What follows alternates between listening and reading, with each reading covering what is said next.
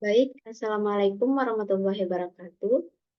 Saya Katrina Saputri dengan NIM C1C0222129, izin memaparkan materi dengan judul Desain Riset. Dengan dosen pengampu, Bapak Dr. Wirmi Eka Putra, SE, MSI, CIGNR, CSRS. Baik, yang pertama ada pengertian desain riset. Riset desain merupakan salah satu tahapan yang harus dilalui atau dibuat oleh seorang peneliti agar penelitian yang akan dilakukan dapat terlaksana sesuai dengan tujuan yang akan dicapai. Menurut KBBI atau Kamus Besar Bahasa Indonesia, kata desain itu sendiri mengandung arti kerangka bentuk atau rancangan. Sementara kata penelitian berarti kegiatan pengumpulan, pengelolaan, analisis, dan penyajian data yang dilakukan secara sistematis dan objektif untuk memecahkan suatu persoalan atau menguji suatu hipotesis untuk mengembangkan prinsip-prinsip umum. Berikut ada bentuk-bentuk desain penelitian. Yang pertama, desain penelitian survei. Penelitian survei dilakukan untuk memperoleh tujuan mengumpulkan informasi mengenai populasi orang dalam jumlah besar, dengan cara melakukan wawancara kepada sejumlah kecil dari populasi tersebut. Yang kedua ada desain penelitian cross-sectional. Desain penelitian ini sangat sederhana, sebab peneliti hanya menetapkan apa yang hendak ditemukan dalam permasalahannya.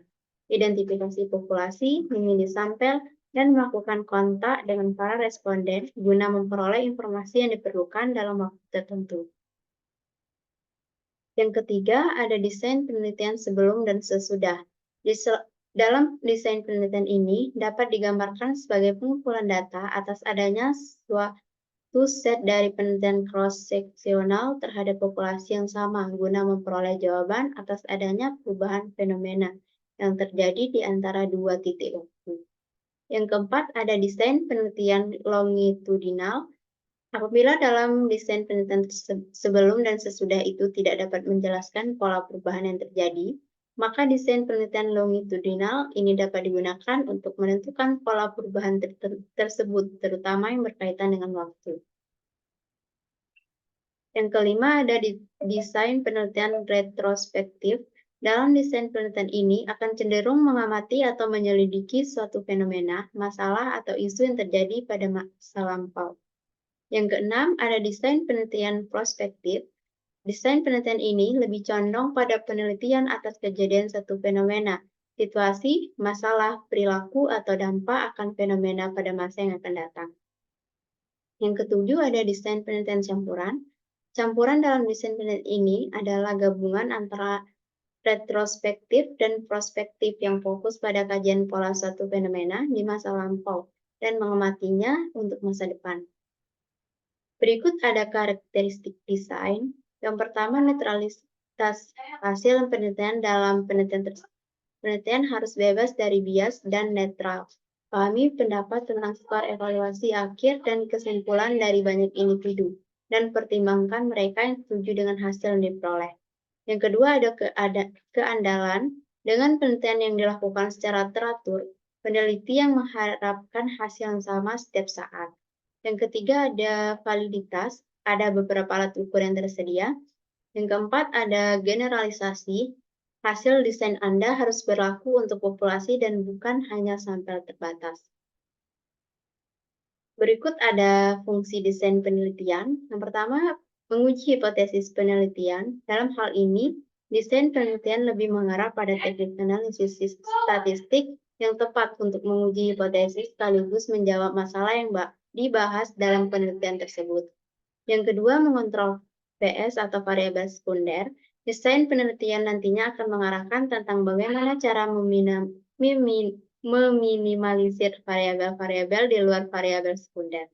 Yang ketiga, sebagai pegangan bagi peneliti. Dalam hal ini, desain penelitian dapat memberikan pegangan atau pedoman yang lebih jelas terutama kepada peneliti ketika tengah melakukan sebuah penelitian. Yang keempat, ada untuk menentukan batas-batas penelitian. Desain penelitian juga dapat berfungsi untuk menentukan batas-batas penelitian yang berkaitan erat dengan tujuan.